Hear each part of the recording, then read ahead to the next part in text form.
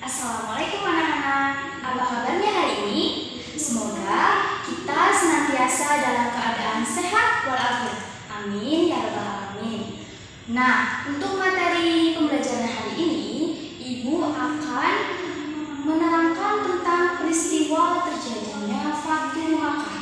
Apa sih itu Fatu Makkah? Fatu Makkah adalah pembebasan kota Makkah atau menaklukkan kota Makkah tanpa pertumpahan darah yang dilakukan oleh kaum muslimin dan dipimpin langsung oleh Nabi Muhammad SAW. Dengan peristiwa Fatu Makkah ini, Allah mengubah kota Makkah yang dulunya menjadi kota keangkuhan menjadi kota dengan keimanan dan kepasrahan kepada Allah Subhanahu wa Ta'ala.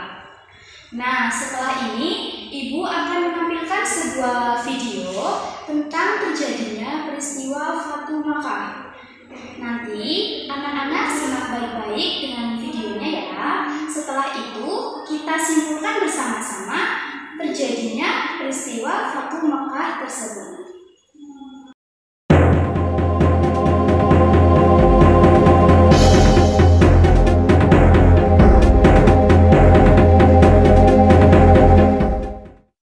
Fathu Mekah, pembebasan kota Mekah.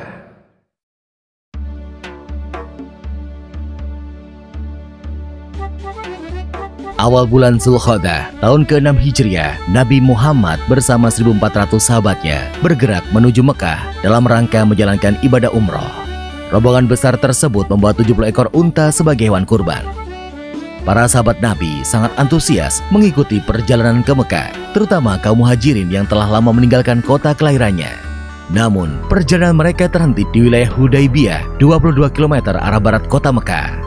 Di Hudaybiyah, beberapa orang Quraisy bertanya tentang keperluan rombongan Nabi datang ke Mekah. Utusan Nabi Muhammad menjelaskan bahwa kedatangan mereka bukan dalam rangka penyerbuan, tetapi untuk menjalankan ibadah umroh, menyembelih kurban, dan setelah itu kembali ke Madinah. Namun, orang-orang Quraisy tetap bersikeras menolak kedatangan Nabi Muhammad dan para sahabatnya. Melihat penolakan orang-orang Quraisy, Nabi Muhammad mengutus Utsman bin Affan menemui para pemimpin Mekah dan menjelaskan tujuan kedatangan mereka. Utsman bin Affan diperlakukan dengan baik oleh para pemimpin Mekah. Bahkan, para pemimpin Mekah mengizinkan Utsman untuk melakukan tawaf di Ka'bah. Tapi tanpa Nabi Muhammad dan para sahabatnya, Utsman menolak tawaran tersebut. Para pemimpin Mekah tetap menolak kedatangan Nabi Muhammad dan para sahabatnya. Oleh karena itu, dilakukan perundingan antara kaum muslim dan Quraisy Mekah. Nabi Muhammad memimpin langsung delegasi kaum muslim, sedangkan delegasi kaum Quraisy dipimpin oleh diplomat senior mereka, Suhail bin Amr. Perundingan yang berjalan alot tersebut akhirnya menghasilkan beberapa kesepakatan yang isinya: pertama, gencatan senjata antara kaum muslim dan Quraisy Mekah selama 10 tahun. Tidak akan ada tindakan buruk maupun permusuhan dari kedua belah pihak. Kedua, jika ada yang datang kepada Muhammad tanpa izin keluarganya, maka dia harus dikembalikan. Dan jika ada muslim yang datang kepada kaum Quraisy, maka dia tidak akan dikembalikan. Ketiga, dibebaskan kepada seluruh klan yang ada di Arab untuk menjalin kerjasama kepada kaum muslim maupun kaum Quraisy. Keempat, pada tahun tersebut rombongan kaum muslim belum diperbolehkan memasuki Mekah. Pada tahun berikutnya, kaum muslim baru diizinkan masuk Mekah selama 3 hari dan hanya boleh bersenjatakan pedang tanpa diunus. Kelima, perjanjian antara kaum muslim dan Quraisy Mekah didasari ketulusan dan kesediaan untuk melaksanakannya tanpa penipuan dan penyelewengan. Kesepakatan yang dikenal sebagai perjanjian Hudaybiyah tersebut dibuat rangkap 2, masing-masing untuk kaum muslim dan kaum Quraisy Mekah. Isi perjanjian yang dianggap merugikan pihak muslim itu membuat para sahabat keberatan. Namun, Nabi Muhammad berhasil meyakinkan para sahabatnya bahwa perjanjian tersebut sebenarnya sangat menguntungkan kaum muslimin. Setelah sekitar 20 hari berada di Hudaybiyah, Nabi Muhammad dan para sahabatnya kembali ke Madinah. Dalam perkembangannya, seperti yang tercantum dalam isi perjanjian, 2 suku yang saling berperang, yaitu suku Khuza'ah dan suku Bakr, menjatuhkan pilihan mereka. Suku Khuza'ah bergabung ke kaum muslim, sedangkan suku Bakr bergabung ke Quraisy.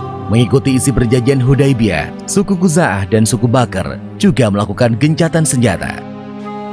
Meskipun sepintas perjanjian Hudaibiyah merugikan kaum muslim, namun secara diplomasi, Nabi Muhammad meraih kemenangan politik melalui perjanjian tersebut. Kaum muslim diakui eksistensinya dan Islam diakui sebagai agama resmi di Jazirah Arab. Selain itu, kaum Quraisy Mekah juga mengakui Madinah sebagai sebuah negara. Perjanjian Hudaibiyah ternyata tidak berjalan sebagaimana mestinya. Ketika pihak Quraisy melakukan pelanggaran, suku Bakar melakukan penyergapan terhadap suku Khuza'ah di sebuah oasis. Penyergapan tersebut dibantu oleh Quraisy Mekah.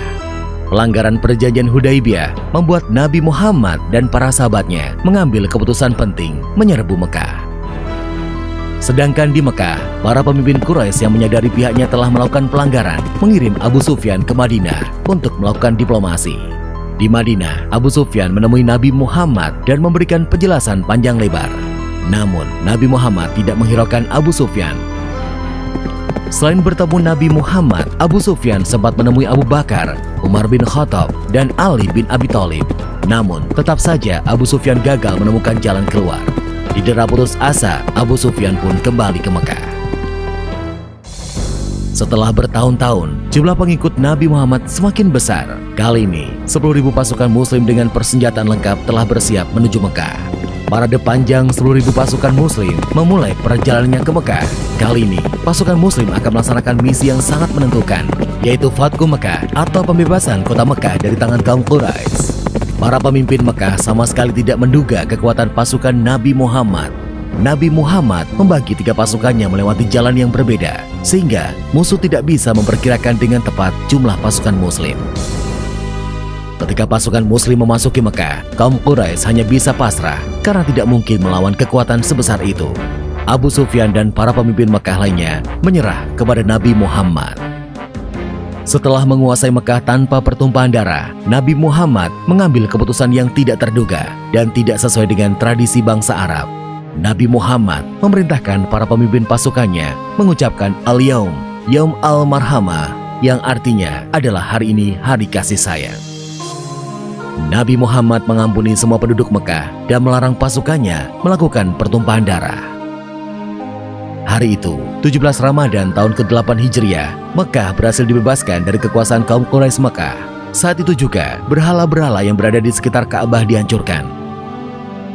Pembebasan kota Mekah menjadi tonggak sejarah tidak hanya di Jazirah Arab, tetapi juga di seluruh dunia.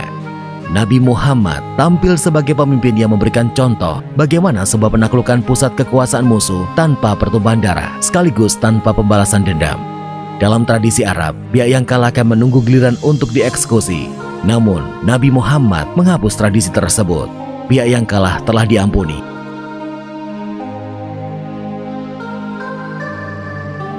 Setelah Ka'bah dibersihkan dari berbagai jenis berhala, Bilal pun diperintahkan Nabi untuk mengumandangkan azan.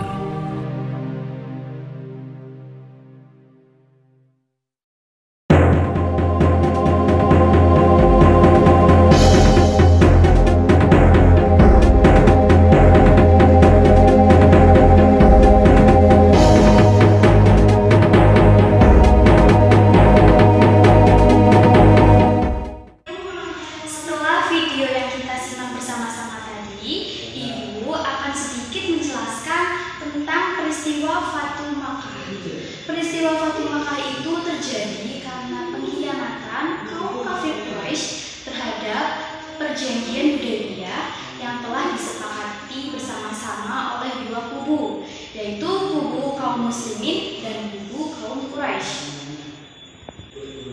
Fathu Makkah menjadi titik pijak awal umat Islam bisa pulang kembali ke Ka'bah dan Mekah, di mana kota itu merupakan tempat awal mula umat Islam dan kelahiran Nabi Muhammad SAW, serta menjadi kemenangan terbesar bagi umat Islam. Baiklah, kita telah belajar tentang peristiwa Fathu Makkah. Di sini kita semua udah tahu ya, Fathu Makkah itu artinya pembebasan kota Makkah. Oke, mungkin sekian hanya itu yang dapat Ibu sampaikan dalam pembelajaran hari ini. Semoga bermanfaat.